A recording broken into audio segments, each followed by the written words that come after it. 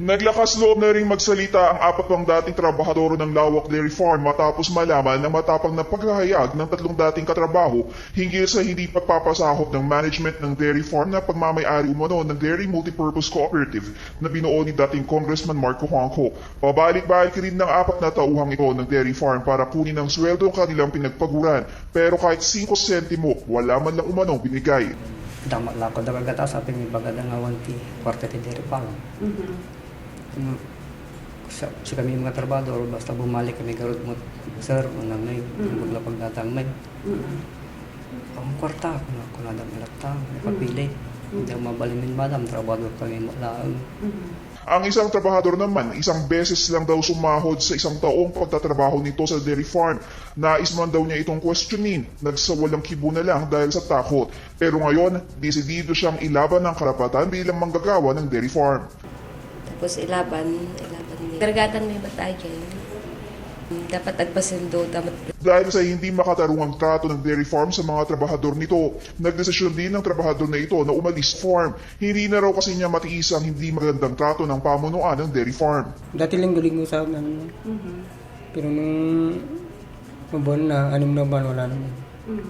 Ilang nilin lang naman ng management ng dairy farm ang trabahador na ito. Ibibigay lang daw kasi ang kanyang sahod kapag siya'y kusang nag-resign. Pero kahit umalis na siya sa trabaho, ang kinukuhang sahod hindi ibinigay sa kanya.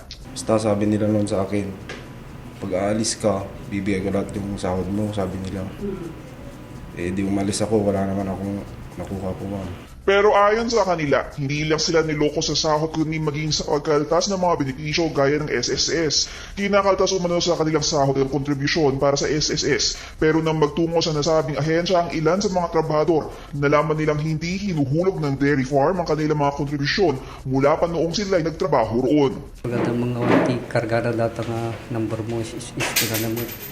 Sabi nga, sir, katanda kami matitibi nulang bulan.